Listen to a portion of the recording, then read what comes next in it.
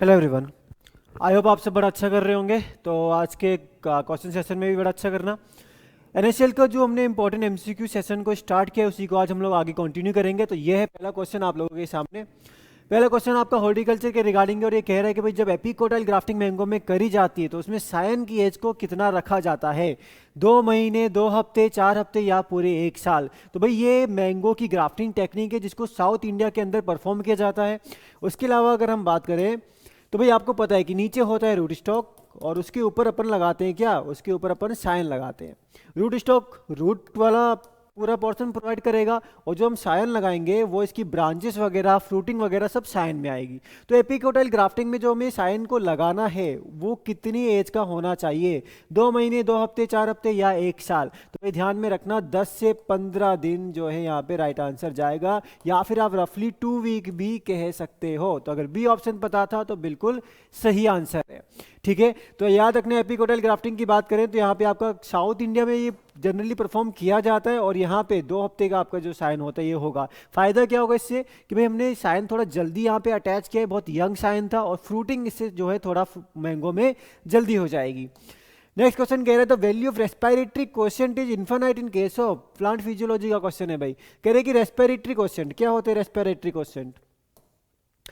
हाँ, कह रहे कि रेस्पिरेटरी क्वोशिएंट की वैल्यू इनफाइनाइट कौन से केस में होगी। तो भाई रेस्पिरेटरी क्वोशिएंट का फॉर्मूला पता है तो बड़ा आसान क्वेश्चन है, नहीं तो फिर है मुश्किल। तो किस में होगी भाई, एनारोबिक रेस्पिरेशन होगा उस टाइम पे होगी, ऑर्गेनिक एसिड होगा उस टाइम पे होगी, कार्बोहाइड्रेट होगा उस टाइम पे होगी, या जब फैट होगा उस टाइम पे होगी। तो भाई अगर हम बात करते हैं रेस्पिरेटरी क्वोशिएंट क्या होता है, तो रेस्पिरेटरी क्वोशिएंट मतलब कि कार्बन डाइऑक्साइड जो रिलीज होगी या फिर इवॉल्व होगी, ठीक है, और जो ऑक्सीजन कंज्यूम्ड होगी।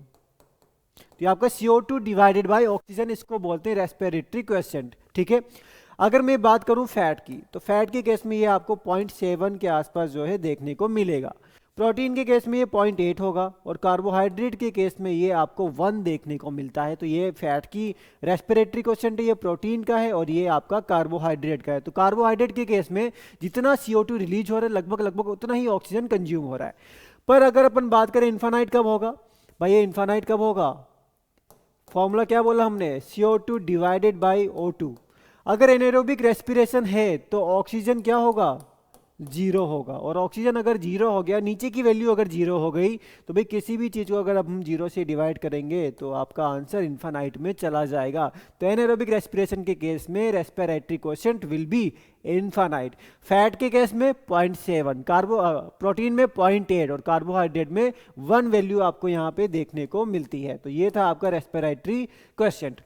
The concept of pure line theory was developed with, बताओ भाई प्योर लाइन थ्योरी सबसे पहले किसने बताया था और उससे पहले भी किसने बताया था और किस क्रॉप में बताया था। इसको क्या मेज में बताया गया था, कॉमन बीन में बताया गया था, गार्डन पी में बताया गया था, या फिर वीट में बताया गया था। देखो प्योर लाइन में एक चीज ध्यान में रखना, मान लो कि एक प्योर लाइन है, with in pure line, with in pure line, एक लाइन और बता रहा हूँ, with in pure line selection is not possible. Selection आप नहीं कर सकते क्योंकि भाई सेम प्योर लाइन के अंदर डिफरेंस कोई नहीं आएगा। जब कैरेक्टर में डिफरेंस ही नहीं है तो सिलेक्शन कहाँ से करोगे, ऐसा हो कोई अच्छा हो कोई खराब हो तब आप सिलेक्शन कर सकते हो, पर with in a single pure line selection is not possible. पर अगर ग्रुप ऑफ प्योर लाइन हो, एक प्योर लाइन ये है, दूसरी प्योर लाइन ये है, तीसरी प्योर लाइन ये है, ठीक है, तो with in a pure line आप सिलेक्शन नहीं कर सकते पर आप ग्रुप ऑफ प्योर लाइन में सिलेक्शन कर सकते हो। ठीक है, एक बात तो ये हो गई प्योर लाइन के बारे में। क्रॉप के बारे में पूछा है तो भाई वो थी आपकी कौन सी, फैसियोलस वल्गैरिस या फिर कॉमन बीन जिसको कहा जाता है, इसी के ऊपर सारा काम किया गया था। ठीक है, तो ये हाँ वैरायटी का नाम भी भाई ध्यान में रखना, जॉनसन तो आप सबको पता ही है। प्योर लाइन थ्योरी किसने दी, जॉनसन ने 1903 में दी है। कॉमन बीन के सीड बीज वगैरह खरीद के लाए थे और उसी को इन्होंने ऑब्जर्व किया था कि इसमें क्या क्या मतलब यहाँ पे इन्होंने जो छोटी छोटी सीड ये मार्केट से लेके आए, उन्होंने उन बीज को जब बोया तो उस प्लांट में जो सीड आए वो भी छोटे ही आए। तो इससे इन्होंने प्योरलाइन थ्योरी यहाँ पे दी थी अपनी को। किस पे इन्होंने एक्सपेरिमेंट किया है, फैसियोलस वल्गैरिस पे या फिर प्रिंसेस वैरायटी पे इन्होंने जो है एक्सपेरिमेंट यहाँ पे किया था। उसके बारे में भी एक दो चीजें हैं और एक दो चीजें मैंने आपको ऑलरेडी बता दी। ठीक है, तो ये आपका हुआ क्या, pure line selection. Which of the following is soil flora, इनमें से कौन सा सॉइल फ्लोरा के अंदर आता है। सॉइल फ्लोरा, फ्लोरा मतलब समझ लो थोड़ा प्लांट जैसा। ठीक है, ये फ्लोरा में भी इसको माइक्रो फ्लोरा बोलेंगे अपन, क्योंकि आप प्लांट जैसे मान सकते हो इनको पर माइक्रो बहुत छोटे छोटे से प्लांट मान सकते हो। ठीक है, पर प्लांट भी नहीं है वैसे ये, ठीक है, प्लांट भी नहीं है, पर फ्लोरा बोला है तो थोड़ा प्लांट जैसे टाइप के थोड़ा सा मान लो आप, ठीक है। तो कौन से इनमें से माइक्रोफ्लोरा के अंदर आएगा? निमाटोड, एक्टिनोमाइसीट्स, अर्थवर्म या फिर प्रोटोजोआ? भाई आपका बैक्टीरिया माइक्रोफ्लोरा का पार्ट है, फंजाई माइक्रोफ्लोरा का पार्ट है, और एक्टिनोमाइसीट्स भी माइक्रोफ्लोरा का पार्ट है। तो बी ऑप्शन पता था तो बिल्कुल सही पता था, ठीक है। तो एक्टिनोमाइसीट्स आपका बेसिकली एक्टिनोमाइसीट्स आपका बैक्टीरिया वाले ग्रुप के अंदर ही रखा जाता है। एक्टिनोमाइसीट्स क्या है?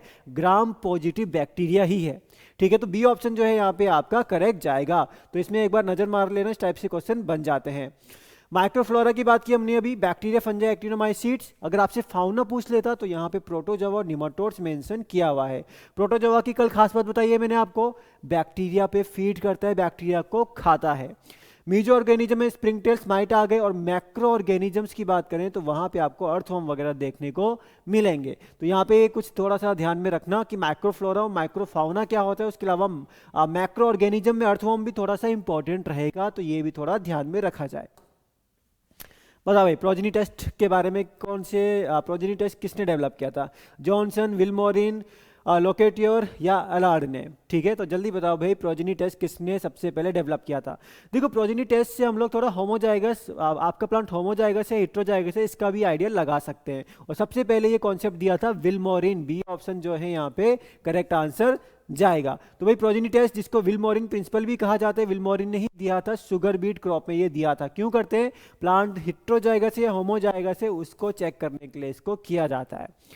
Fibre drive from seed cottage, कल हमने एक पढ़ा था प्लांट, ठीक है। कल हमने एक प्लांट पढ़ा था जिसमें हमने कहा था कि भाई इसका जो फाइबर है वो प्लांट के फ्लोएम से ड्राइव करते हैं, और वो था आपका जूट। आज हम कह रहे हैं कि भाई सीड कोट से। तो एक और चीज हमने वहां पे डिस्कस करी थी कि प्लांट की सीड कोट या फिर जो सीड है उसके एपिडर्मिस से, उसकी एपिडर्मिस का एक्सटेंशन है, जो उसका एपिडर्मल सेल है वो बड़े हो गए, लंबे हो गए, और वही बना रहे हैं फाइबर, जिसको हम बोलते हैं क्या? कॉटन, ठीक है। तो कॉटन क्या है? कॉटन सीड कोट या सीड कोट की एपिडर्मिस का ही क्या है? एक्सटेंशन है। तो सी ऑप्शन जो है करेक्ट आएगा। और आई होप कि आपको ये आंसर तो बिल्कुल पता ही था, ठीक है। If a cell loses water when placed in a solution, the solution is. पिछली बार एक क्वेश्चन मैंने आपको दिया था, वो कर लिया था ना, वो जूट वाला, बेल वाला जो क्वेश्चन था, कुछ बच्चों ने आंसर किए हुए थे, ए ऑप्शन बोला था, किसी ने कुछ बोला था, ठीक है। चलो हाँ, ये क्वेश्चन बताओ। देखो ये अभी कुछ क्वेश्चन हो जाए, उसके बाद हम लोग सॉइल के PYQ सॉल्व करेंगे। मतलब जो पिछले आपके दो NSCL के जो पिछले 2 एग्जाम पेपर हुए हैं, आपके क्वेश्चन पेपर हुए हैं, उसमें सॉइल साइंस के कितने क्वेश्चन आए हैं उसको डिस्कस करेंगे, ठीक है। पहले ये वाला पार्ट हो जाए। If a soil loses water when placed in a solution, the solution is. देखो सॉइल के क्वेश्चन बहुत आए हैं, पर क्वेश्चन आसान आए हैं, पर काफी क्वेश्चन थे, पर क्वेश्चन बहुत टफ नहीं थे, इजी थे। If a cell loses water when placed in a solution, the solution is. अच्छा, हम 10 बार पढ़ दिए क्वेश्चन। ये रहा आपका सॉल्यूशन, ठीक है, ये रहा आपका सेल। अब कह रहे हैं कि आपने इसको ऐसे सॉल्यूशन में डाला कि ये क्या होगा? ये आपका इससे वाटर लूज होगा। तो कौन सा सॉल्यूशन है आपका? ठीक है, तो ये जो बाहर सॉल्यूशन है ये कौन सा होगा? हाइपोटोनिक, सैचुरेटेड, हाइपोटोनिक या वीक सॉल्यूशन, ठीक है। तो भाई सीधा ध्यान में रखना, वाटर हमेशा मूव करेगा हाइपरटोनिक सॉल्यूशन की तरफ। किधर मूव करेगा? हाइपरटोनिक की तरफ मूव करेगा, ठीक है।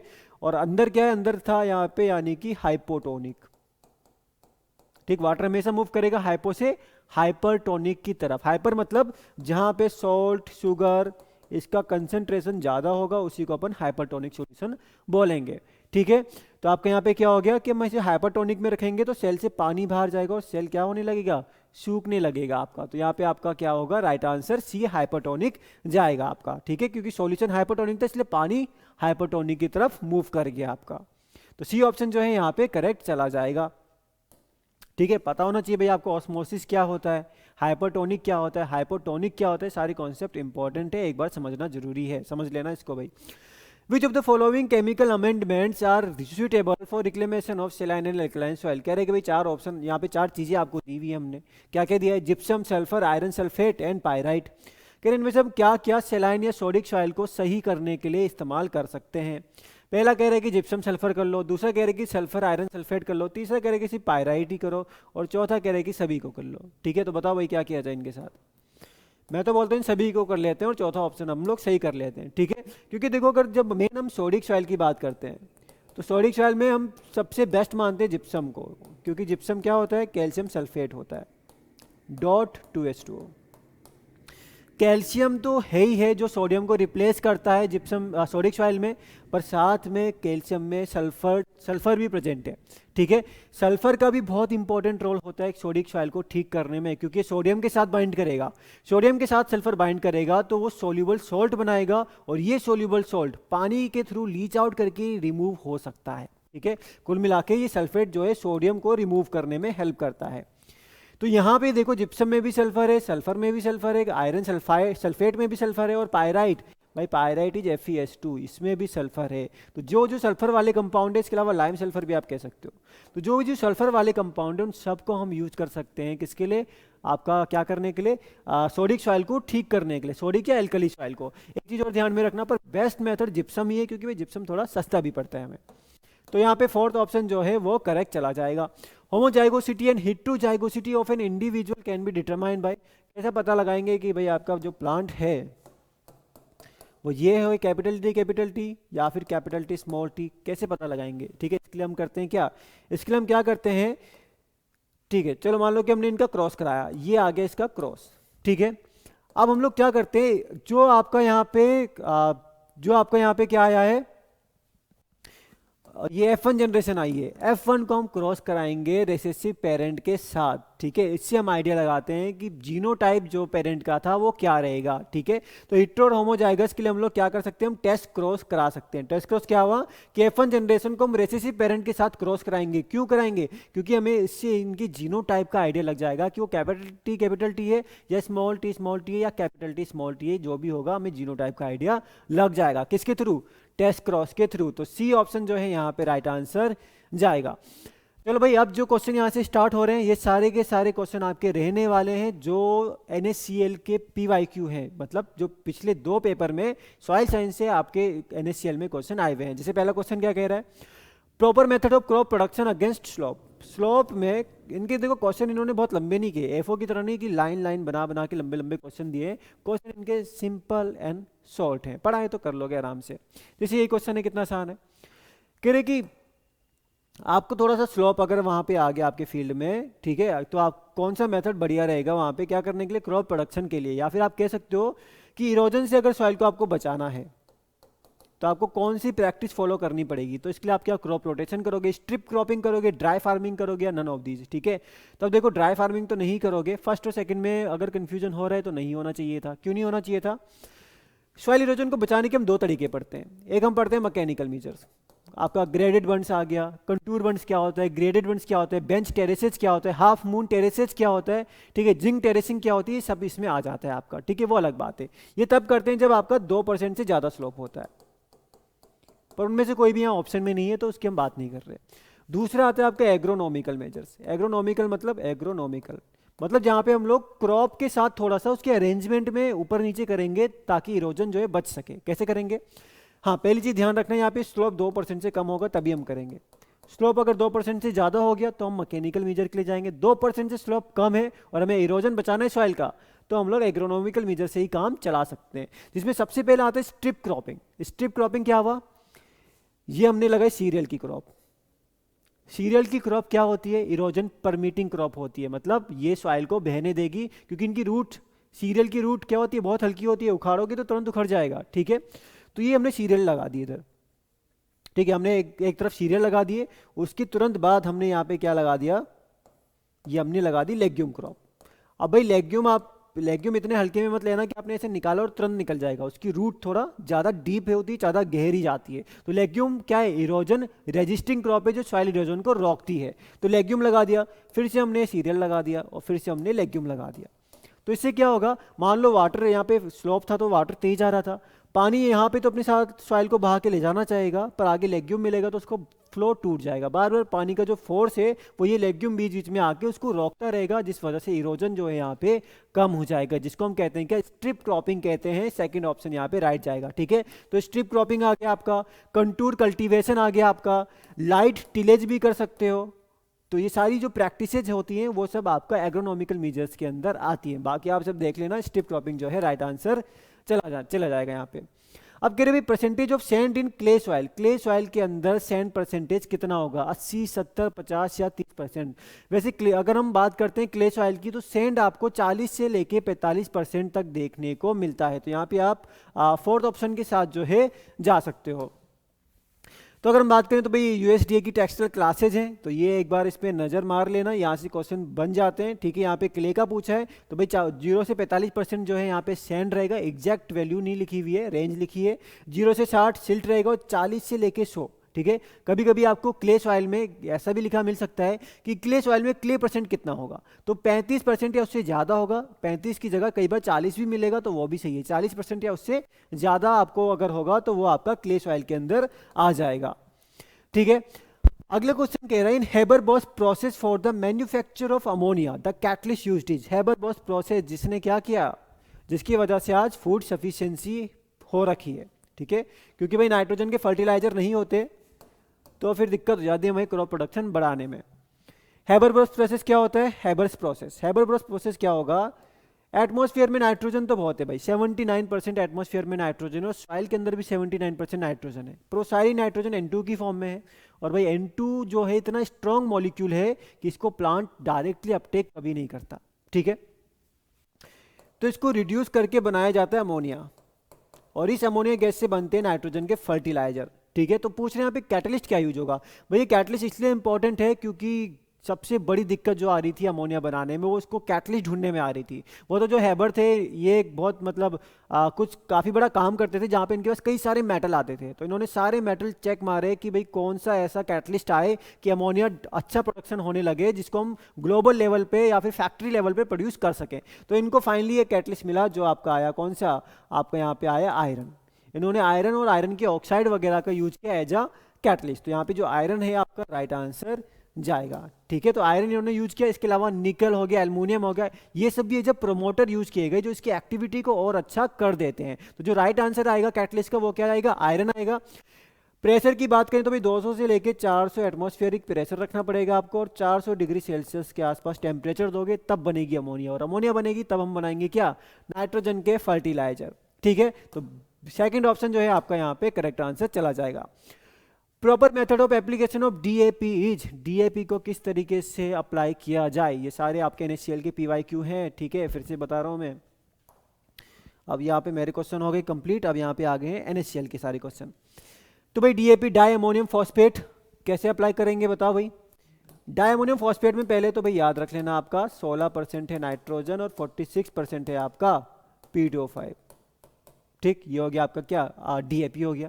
ठीक है, उसके अगर हम बात करें तो भाई फॉस्फोरस में हम लोग क्या करते हैं भाई, फॉस्फोरस की जब भी हम बात करते हैं फॉस्फोरस का फिक्सेशन बहुत ज़्यादा है, जितना ज़्यादा सॉइल के कांटेक्ट में आएगा उतना ज़्यादा फिक्स होगा और प्लांट को नहीं मिलेगा। ठीक है, क्योंकि फॉस्फोरस सॉइल में एक तो फिक्स जल्दी होता है, दूसरा उसका सॉइल के अंदर मूवमेंट जो है बहुत स्लो है, मूव नहीं करेगा। तो अगर यहाँ पे प्लांट था, आपने ब्रॉडकास्ट कर दिया है ना, तो कुछ यहाँ पड़ा है कुछ यहाँ पड़ा है, वो प्लांट की रूट के पास मूव नहीं कर पाएगा, वहीं पे फिक्स रह जाएगा।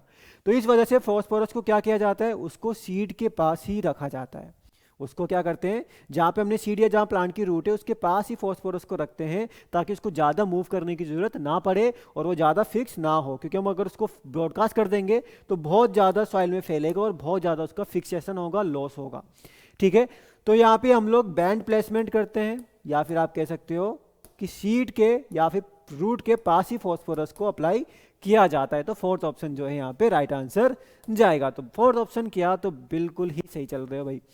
विच of the following nutrient is beneficial but not essential to plant, बड़ा आसान सा क्वेश्चन है। बेनिफिशियल में देखो आपसे क्या क्या पूछता है, आपसे पूछता है कि भाई बेनिफिशियल एलिमेंट क्या है। बेनिफिशियल मतलब जो प्लांट को फायदा पहुंचाते हैं, पर अगर नहीं भी मिलेंगे तो भी काम चल जाएगा। जैसे कि हमारे लिए चाय कॉफ़ी हो गई, हमें फ़ायदा मिल जाता है, थोड़ा सुकून मिलता है, पर नहीं मिलेगी तो मरेंगे तो नहीं ना। ठीक है, तो ये वैसी क्या बेनिफिशियल एलिमेंट्स हैं कि ये हो सकता है कुछ प्लांट के लिए एसेंशियल भी हो, कोई ऐसा भी हो सकता है जो मर जाए बिना चाय के, तो ठीक है, पर ऐसे हर कोई नहीं होगा। तो ये बेनिफिशियल एलिमेंट वो एलिमेंट हैं जो कुछ प्लांट के लिए एसेंशियल हो सकते हैं पर सबके लिए एसेंशियल नहीं है, पर कुछ ना कुछ फ़ायदा जरूर पहुंचा सकते हैं। तो इसके आपको एक तो डेफिनेशन पूछ लेता है, दूसरा एग्जाम्पल पूछता है। कैसे याद किया हम एग्जाम्पल, नाको सीसे एंड वेंडियम। ठीक है, तो ये आपके 1 2 3 4 5 हो गए, ये आपके किस में आ गए, बेनिफिशियल एलिमेंट में आ गए हैं। ठीक है, सिलिकॉन को हम क्वासी एसेंशियल भी कहते हैं। सिलिकॉन को क्वासी इसेंशियल भी कहते हैं। क्यों कहते हैं? क्योंकि शुगर केन, ड्राई आपका राइस हो गया, शुगर केन हो गया, इनके लिए हम लोग सिलिकॉन को इसेंशियल ही मान लेते हैं। काफ़ी इंपॉर्टेंट रोल रहता है इन केस में सिलिकॉन का, ठीक है। तो सिलिकॉन को क्वासी इसेंशियल एलिमेंट भी कहा जाता है कि भाई बेनिफिशियल से बढ़ चुका है, थोड़ा आपका इसेंशियल की तरफ ये आ चुका है। तो यहाँ पे राइट आंसर क्या चला जाएगा भाई? आसान सा क्वेश्चन है, सेकंड नंबर पे जो सोडियम लिखा है वही आपका सही आंसर चला जाएगा। तो वो क्वेश्चन तो आपका मतलब फ्री वाले क्वेश्चन आ गए। ये तो देखो भाई अब कितनी बार इस क्वेश्चन को रिपीट करें ना। Plant nutrient increasing disease resistant in plant. मैंने आपको कितनी बार बोला है कि भाई इंटीग्रेटेड पेस्ट मैनेजमेंट, मतलब आपको क्या करना है? इंटीग्रेटेड पेस्ट मैनेजमेंट करना है। सारे तरीके जितने भी हैं, फिजिकल तरीके, केमिकल तरीके, बायोलॉजिकल तरीके, सबका बेस्ट तरीके से इस्तेमाल करना है, ठीक है। तो अगर आप पेस्टिसाइड का यूज़ थोड़ा कम करना चाहते हो तो एक न्यूट्रिएंट है, अगर उसको आप ज़्यादा यूज़ करने लगे तो पेस्ट जो है, इंसेक्ट जो है, थोड़े से इंसेक्ट एंड डिसीजेस थोड़े से कम लगेंगे फिर आपकी क्रॉप को। और वो एलिमेंट कौन सा है? वन एंड ओनली पोटेशियम, जिसको अपन ट्रैफिक पुलिसमैन भी कह देते हैं। तो आपका जो पोटेशियम है ये आपका पेस्ट रेजिस्टेंस जो है प्रोवाइड करता है प्लांट को। और उसके अलावा ऑस्मो रेगुलेशन में भी बहुत इंपॉर्टेंट रोल है पोटेशियम का। तो ये आपका थर्ड ऑप्शन जो है यहाँ पे बिल्कुल करेक्ट जाएगा। इंटीग्रेटेड पेस्ट मैनेजमेंट में कौन से एलिमेंट का इस्तेमाल? पोटेशियम का। क्वालिटी न्यूट्रिएंट भी कहते हैं भाई इसको। सेल्फ लाइफ बढ़ाता है फ्रूट की, थोड़ा लंबे टाइम तक उनकी सेल्फ लाइफ को बना के रखता है कि फ्रूट वगैरह जल्दी खराब नहीं होंगे, मार्केट वैल्यू बढ़ जाएगी। ये तो चलो यार फ्री वाला क्वेश्चन आ गया। Soil structure appropriate for crop production. कह रहे हैं कि भाई क्रॉप प्रोडक्शन के लिए सबसे बढ़िया सॉइल स्ट्रक्चर बता दो। देखो अगर मैं आपसे पूछूं सबसे बढ़िया सॉइल कौन सी है, आप हमेशा बोलना मॉलिसॉल से।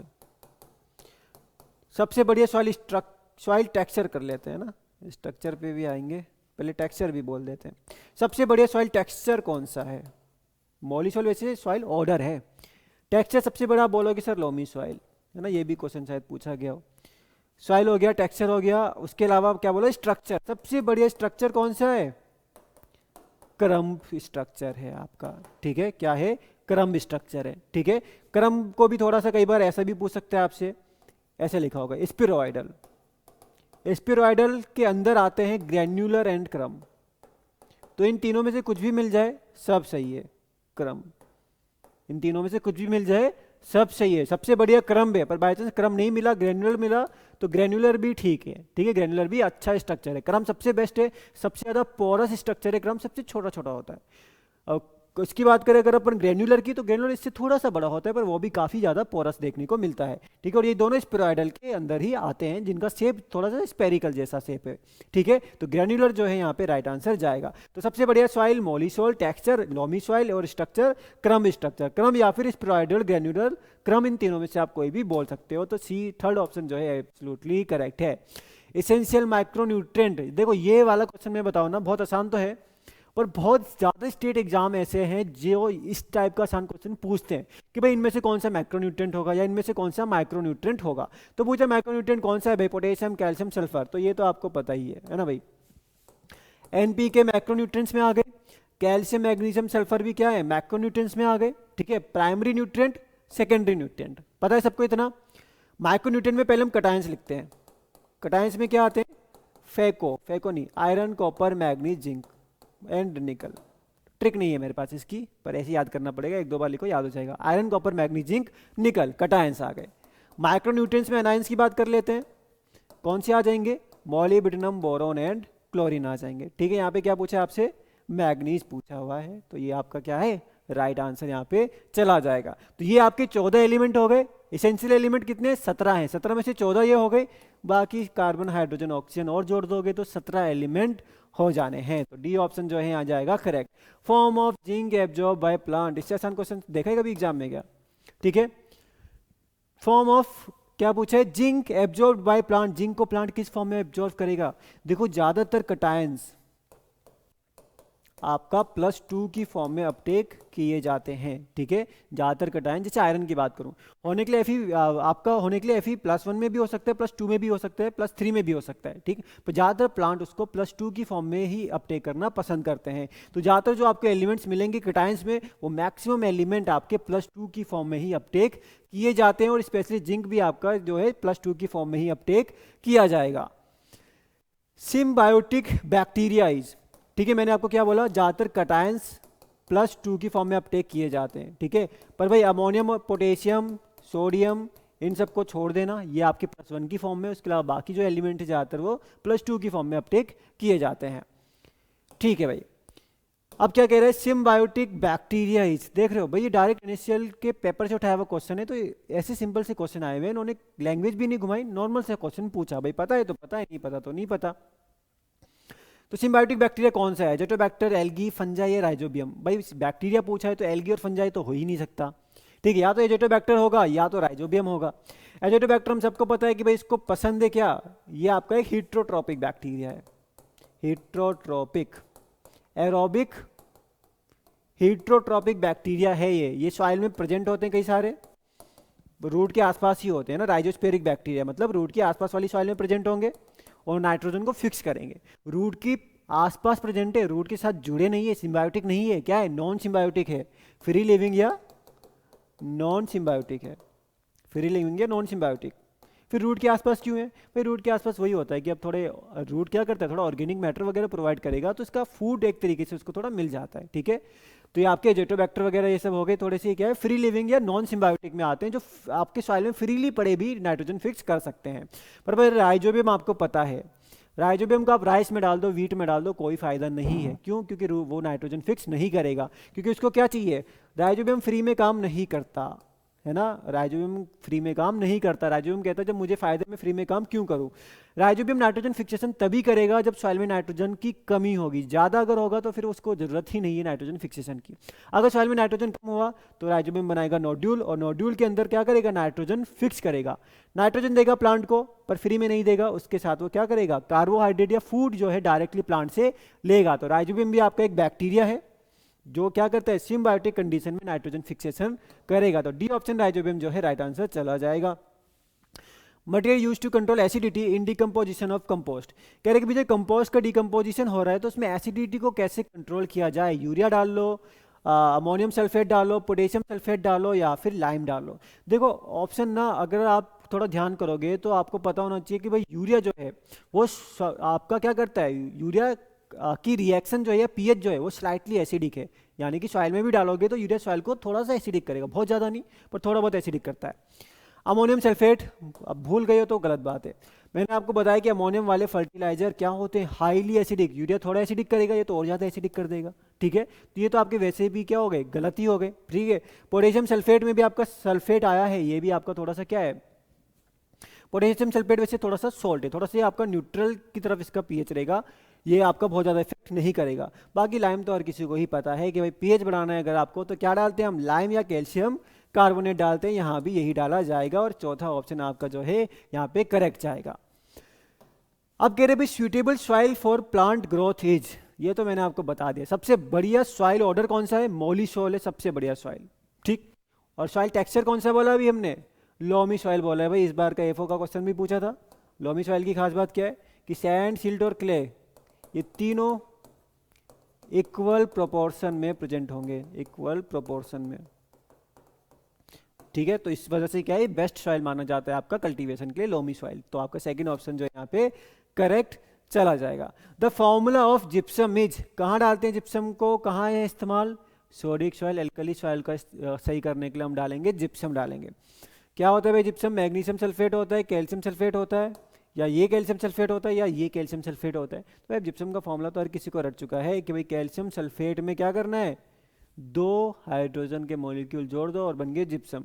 देखो एक और चीज ध्यान में रखना, प्लास्टर ऑफ पेरिस क्या होता है, ये होता है प्लास्टर ऑफ पेरिस, इसमें थोड़ा सा वाटर और जोड़ दो और वो बन जाता है जिप्सम, ठीक है। क्या बन गया, जिप्सम बन गया, ठीक है। प्लास्टर ऑफ पेरिस पीओपी और ये बन गया आपका जिप्सम बन गया। तो सेकंड ऑप्शन जो है यहाँ पे करेक्ट जो है जाएगा। The nitrogen fixing bacterium is, बताओ भाई यहाँ पे देखो क्वेश्चन मैं ये जो आपके सॉइल साइंस की पीवाईक्यू जो चल रहे हैं यहाँ पे अभी, ये पिछले 2 पेपर के एक साथ ही हैं, ठीक है। पिछले जो 2 आपके एनएससीएल के पेपर हुए हैं उन दोनों क्वेश्चन पेपर के एक साथ यहाँ पे सॉइल साइंस के क्वेश्चन चल रहे हैं अभी।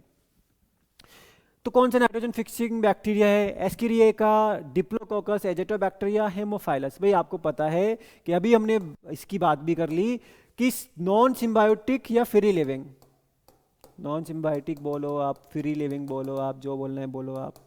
तो सबसे पहला तो एजेटोबैक्टर आता है, इसके बाद आपका आता है जो स्पाइरलम भी आता है, इसमें बिजरेंकिया भी आता है, और आपका क्लोस्ट्रीडियम भी आता है। तो ये सारे आपके क्या है भाई, नाइट्रोजन फिक्सिंग बैक्टीरिया है, non symbiotic free living condition में। इनको किसी की जरूरत नहीं है, बस नाइट्रोजन दे दो, नाइट्रोजन फिक्स करा लो इनसे, ठीक है। कौन? Azotobacter, Azospirillum, Beijerinckia and Clostridium. Beijerinckia की बात करें तो भाई ध्यान में रखना थोड़ा सा, बाकी सारे तो सॉइल के अंदर प्लांट की रूट के आसपास नाइट्रोजन फिक्स करते हैं, राइजोस्फीयर में फिक्स करते हैं, पर बिजरेंकिया पत्तियों के आसपास वहाँ नाइट्रोजन फिक्स करता है, तो ये फाइलोस्फीयर में नाइट्रोजन फिक्सेशन करता है। और बिजरेंकिया पर आपको थोड़ा टेम्परेट रीजन की तरफ ज़्यादा देखने को मिलता है। क्लोस्ट्रीडियम, ये सारे के सारे एरोबिक माइक्रो ऑर्गेनिजम्स हैं तीनों। क्या है ये? एरोबिक हिट्रोट्रॉप्स, हिट्रोट्रॉप्स हैं ये, एरोबिक हिट्रोट्रॉप्स, ठीक है। पर क्लोस्ट्रीडियम क्या है? एनएरोबिक हिट्रोट्रॉप। ये भी हिट्रोट्रॉप्स तो होगा पर एनएरोबिक बैक्टीरिया होगा क्लोस्ट्रीडियम नाइट्रोजन फिक्सेशन का। ये क्वेश्चन भी कई बार पूछता है आपसे, तो थर्ड ऑप्शन जो है यहाँ पे जाएगा बिल्कुल correct. Which of the following soil type is most suitable for the cultivation of serial? भाई देखो, इस बार 3 सॉइल के मैंने आपके क्लासेस लगाई थी एफओ के लिए स्पेशल, ठीक है। उसको जाके करोगे ना, आपका सॉइल कंप्लीट हो जाएगा। इस बार का एफओ का पेपर उठा लो और वो तीनों क्लासेस देख लो। मैक्सिमम क्वेश्चन सॉइल के कवर नहीं हो तो बोलना आप, ठीक है। मैक्सिमम क्वेश्चन कवर है वहीं से। Which of the following soil type is most suitable for the cultivation of cereal?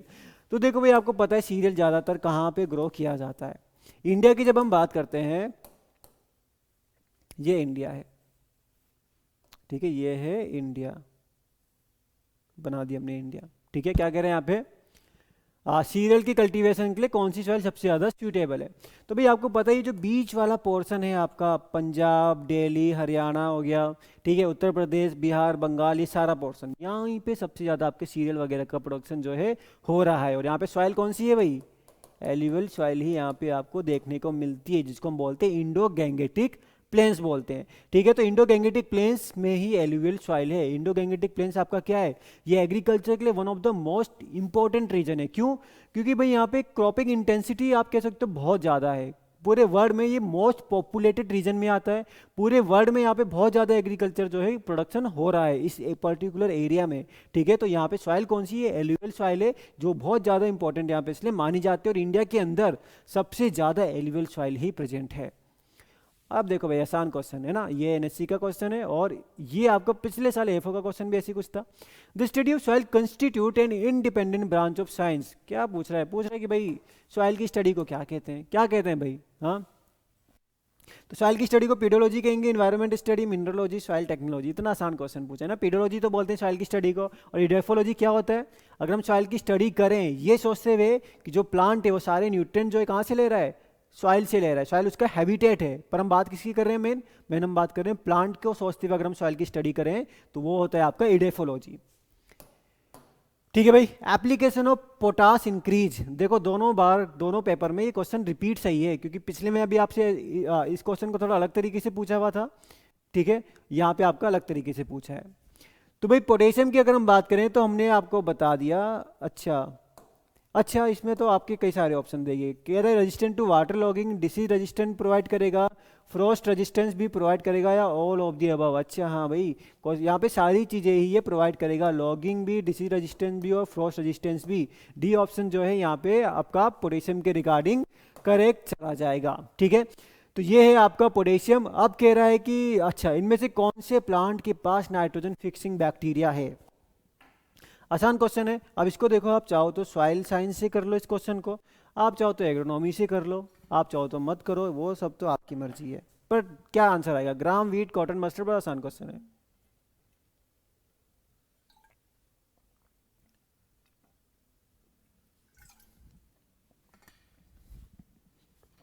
हो गया? Gram, wheat, cotton, mustard. Gram chickpea is a leguminous crop. Leguminous crop मतलब इसकी रूट में आएगा राइजोबियम नाम का बैक्टीरिया और बनाएगा नोड्यूल्स, और उसके अंदर करेगा नाइट्रोजन को फिक्स। तो भाई ग्राम या चिकपी जो है राइट आंसर होगा। आपकी जो ज्यादातर लेग्यूमिनस पल्सेज है, लेग्यूमिनस पल्सेज क्या करती है? राइजोबियम बैक्टीरिया के साथ क्या करेंगी? नाइट्रोजन फिक्स करेंगी। तो वही बात पूछिए कि भाई नाइट्रोजन फिक्सिंग बैक्टीरिया जो है, ये जिसको हम राइजोबियम कह रहे हैं, वो कहाँ होगा? ग्राम में देखने को मिलेगा, चिकपी में। खेरा डिसीज ऑफ राइस को कैसे कंट्रोल करेंगे? फ्री वाला क्वेश्चन आ गया। अब आप इतने महंगे फॉर्म भर के जाते हो और एक भी क्वेश्चन आए तो कैसे चलेगा? तो भाई खेरा डिसीज होता है आपका किसकी कमी से, वायल लेने में वायल लेने सर वायल लेने डॉक्टर वायल लेने है ना, डॉक्टर वायल लेने ने पंतनगर में सबसे पहले देखा था कि जिंक की डेफिशिएंसी की वजह से राइस में एक डिसीज हो रही है जिसका नाम है खेरा डिसीज। तो भाई जिंक की कमी से हो रहा है तो जिंक डालो और उसको ठीक करा जाए। क्या होता है इसमें, ब्राउन ब्राउन कलर की लिजाइंस, ब्राउन ब्राउन कलर के स्पॉट बनने लगते हैं लीफ सीडलिंग के ऊपर, जो आपकी सीडलिंग आपने लगाई है, और फिर धीरे धीरे वो ब्राउन स्पॉट बढ़ जाते हैं और पूरी पत्ती खराब होने लगती है। अगला क्वेश्चन क्या कह रहा है, pick the correct statement from the given options. Legume nitrogen को फिक्स नहीं करता, लेग्यूम नाइट्रोजन को फिक्स करता है पर उसको बैक्टीरिया से कोई मतलब नहीं है।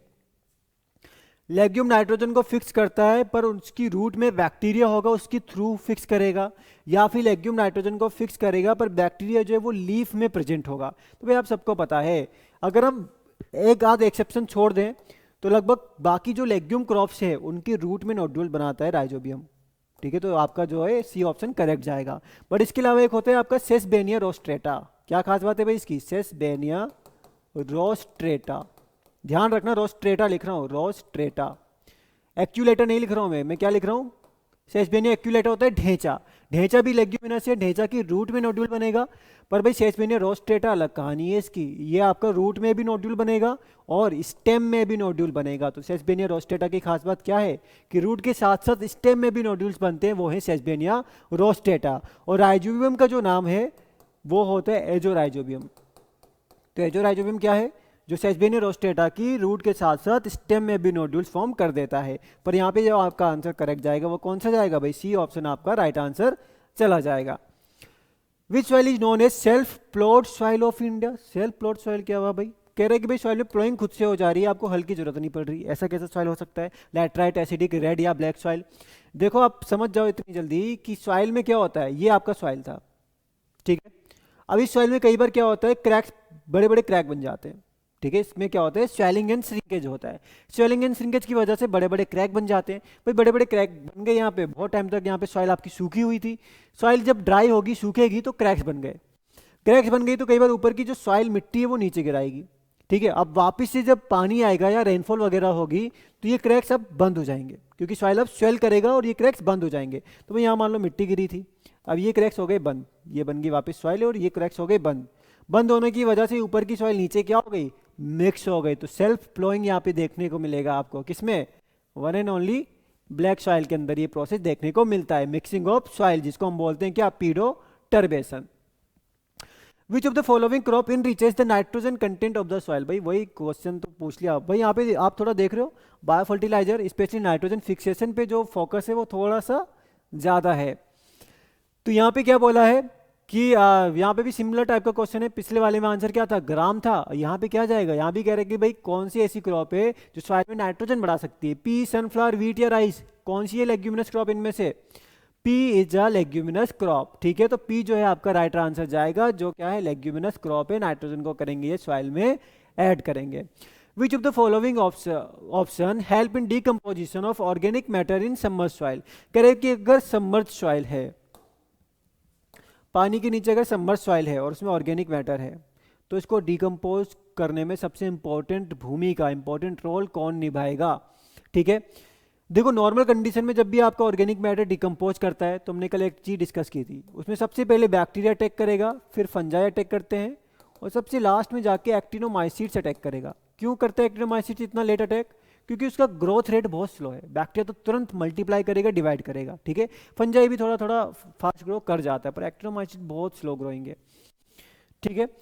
हाँ अगर बात करें भाई आपके एनारोबिक कंडीशन में, तो भाई यहाँ पे कुछ बैक्टीरिया होते हैं, स्पेशली अगर मैं बात करूँ तो मिथेनोबैक्टीरियम नाम के यहाँ पे होते हैं, मिथेनोबैक्टीरियम, जो एनारोबिक कंडीशन में भी क्या करते हैं, जब बायोगैस वगैरह बनता है वहाँ पे भी देखने को मिलते हैं आपको, ये मीथेन प्रोड्यूस करते हैं, ठीक है। तो आपको एनारोबिक कंडीशन में बैक्टीरिया का इंपॉर्टेंट रोल होता है किस चीज में, ऑर्गेनिक मैटर के डीकम्पोजिशन में, ठीक है भाई। तो ये था आपको यहाँ पे डी ऑप्शन जाएगा करेक्ट, और इसी के साथ हमारे यहाँ पे हुए सारे क्वेश्चन कंप्लीट। तो भाई ये था आज का सेशन, ठीक है। कुछ चीज समझ में आई होती तो तुरंत लाइक किया करो और कुछ कमेंट वमेंट भी कर दिया करो, ठीक है। अच्छा लास्ट क्वेश्चन हमको होमवर्क देना था क्या, कोई बात नहीं, ठीक है। चलो भाई थैंक यू सो मच, मिलते हैं आप लोगों से नेक्स्ट सेशन में, करेंगे वहीं से हम लोग इसको कंटिन्यू।